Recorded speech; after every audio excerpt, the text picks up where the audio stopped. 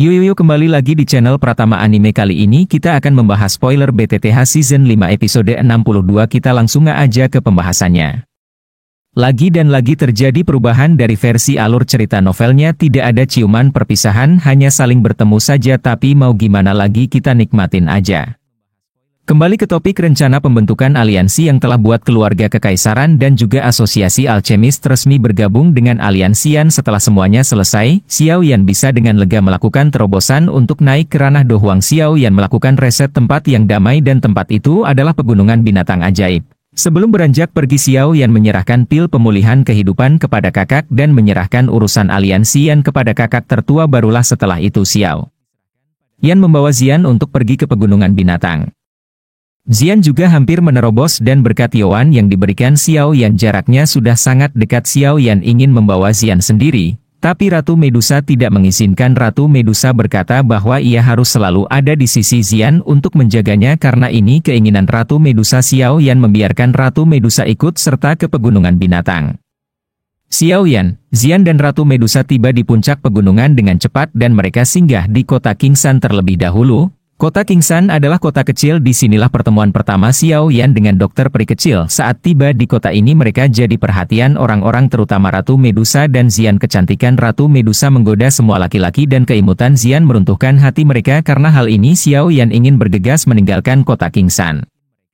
Tapi Xiao Yan bertemu kenalan lamanya Ling Er dan Gagang. Mereka berdua adalah tentara bayaran yang Xiao Yan kenal dulu dan sekarang mereka menghadapi masalah. Ini adalah perseteruan antara tentara bayaran dan Xiao Yan menyelamatkan mereka. Tujuan Xiao Yan bukan bernostalgia, jadi Xiao Yan tidak berlama-lama menuju lembah Gunung Xian. Xiao Yan dan Ratu Medusa akhirnya sampai di tempat tujuan. Ini adalah lembah gunung yang mempunyai energi yang sangat padat. Pada lembah ini terdapat rumah kecil. Dulunya ini adalah tempat latihan Xiao Yan dan dokter peri kecil, namun saat ini tempat ini dijaga oleh binatang ajaib. Untung saja ada Xian. Dengan tekanan garis keturunan Xian mengusir binatang ajaib ini dengan mudah. Tapi yang paling menjulikan adalah pondok kecil ini dilindungi dengan racun mematikan. Ada racun yang ditebar di pintu masuk. Xiao Yan jadi lebih berhati-hati dan meminta orang yang menempati tempat ini untuk keluar. Jika tidak, Xiao Yan berkata akan menghancurkan pondok kecil ini. Mendengar ancaman seorang berjubah hitam muncul, ia berkata jika Xiao Yan berani menghancurkan pondok kecil ini mereka akan mati. Berusaha adalah orang yang tidak tahan menghadapi hinaan dan mengancam balik. Orang ini juga tidak mau mengalah. Keduanya terlibat adu bacot, pertarungan pun tidak terhindar lagi dan keduanya memiliki kekuatan yang seimbang.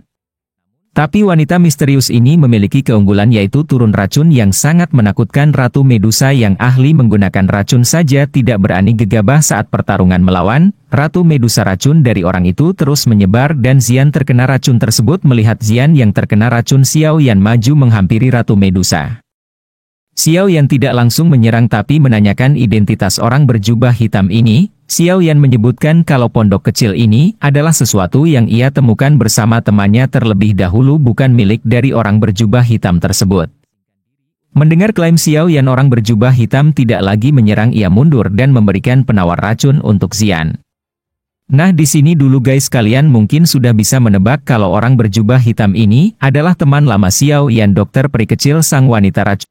Kekuatan Xiao Yan dan Xian sudah diambang batas untuk menerobos ranah Do Huang dan Xiao Yan ingin membawanya ke pegunungan binatang. Ratu Medusa jelas ikut. Ia sangat mengkhawatirkan Xian. Sebelum sampai di pegunungan binatang, Xiao Yan singgah sebentar di kota Kingsan.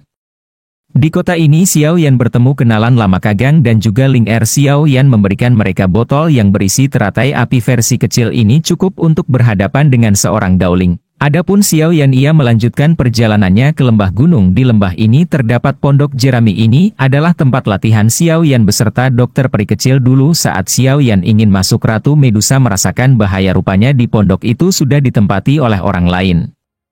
Orang ini berjubah hitam dan memiliki doki racun yang pekat. Terjadi pertarungan antara Ratu Medusa dan orang berjubah hitam ini karena memperebutkan pondok jerami, namun orang berjubah hitam itu berhenti ketika Xiao Yan memberitahu bahwa ia adalah pemilik pondok jerami itu bersama dokter peri kecil. Xiao Yan menebak kalau orang berjubah hitam ini adalah temannya dulu dokter peri kecil, tapi orang ini tidak menanggapi Xiao Yan dan pergi. Tebakan Xiao Yan benar. Di kejauhan orang berjubah hitam ini mengungkapkan wajahnya. Ia menghindari Xiao Yan karena tubuh racunnya. Kembali ke Xiao Yan, Xian terkena racun sudah diobati dan Xiao Yan mencari tempat untuk memurnikan pil. Saat Xiao Yan disibukkan dengan pemurnian pil Xian dan Ratu Medusa mencari bahan obat di pegunungan binatang, semua bahan obat yang didapat dimakan Xian dan Xian melakukan terobosannya. Terobosan Xian berbeda dengan manusia, ia diselimuti oleh benang ungu seperti telur. Ratu Medusa tinggal seorang diri menjaga dua orang. Setelah setengah bulan lebih Xiao Yan menyelesaikan pemurnian pilnya. Adapun Xian masih dalam bentuk telurnya, Xiao Yan harus menyerahkan pil Huang kepada kakaknya dan manggil utusan dari klan Xiao untuk datang mengambil pil. Setelah itu Xiao Yan ingin melanjutkan retretnya, tapi Xiao Yan merasakan kalau Kagang dan Ling Er dalam masalah. Perseteruan antara tentara bayaran dimulai lagi. Kali ini tentara bayaran sarang ular meminjam kekuatan dari klan Hei.